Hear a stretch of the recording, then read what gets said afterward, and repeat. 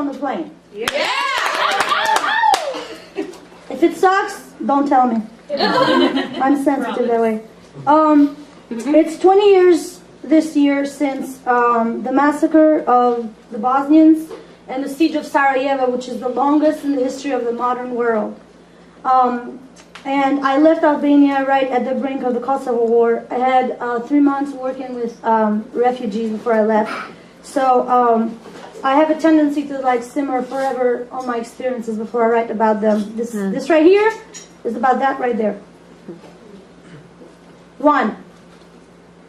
We left the land behind, covered by the ash of houses and flesh, like everything else, too heavy to be carried on backs or bare hands.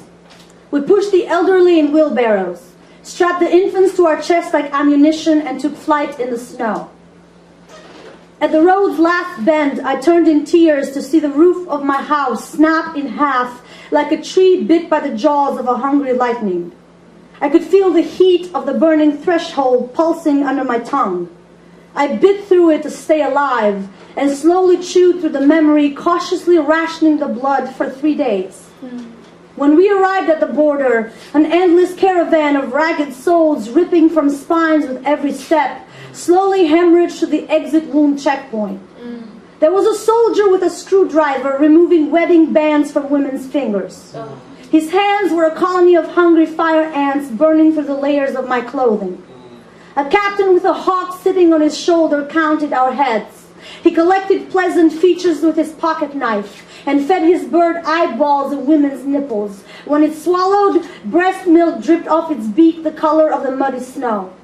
Others sat by the fire, next to the pile of car tags, kidneys, passports, jars of pickled hands and land deeds. They drank vodka from a dead baby's bottle, sharing their fresh kill with the wolves and a bloody hound playing a drunk accordion. At the checkpoint, they stripped us of our boys and men, told us to cross alone and never look back. When they unhinged their guns' gates, a stampede of angry bullets roared like a mob cheering their favorite dictator. They aimed their hooves at our men, grinding their bones into soft, pink salt. Their souls tore out of their bodies like legless birds escaping a collapsing city. They hovered over our heads for days, unable to land anywhere. They were caught in the net of a photographer who sold them by the pound to foreign newspapers. The editorials showed the pictures of bodies covered in dirt. The headlines read, "Ethnic cleansing." The civilized world was appalled. They said, that kind of behavior is a no-no. They stuffed UN resolutions in our mouths and called it a peaceful solution. Forgive, they said. It's time to move on. Be civilized. Shake hands. Sit here. Sign there. Smile for the camera. 2.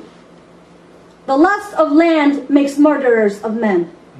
It makes them dull to history and eager to forget. Their justice is a whore with bedroom eyes turning tricks for the foreign press. They say she's here to stay. She now answers in my name. Her palms are an army of proper white men I am to kiss in gratitude. I am to be schooled in the ways of her civility, mind her peacekeeping whip.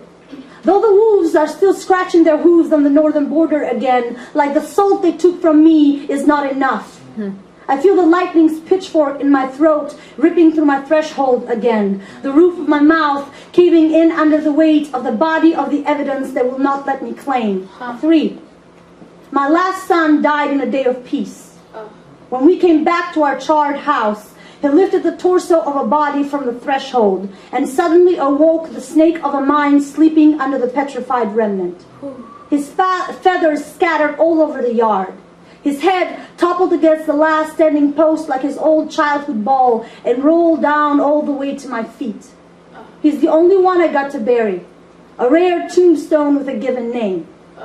I say, everything ash has touched belongs to me. Every life hung in branch, gutted by knife or buried by gun is mine.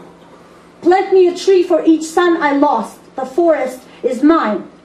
Every stone, every crater, every stomp and ghostly river is mine. Every wind, everything the feather touches is mine. Everything, mine.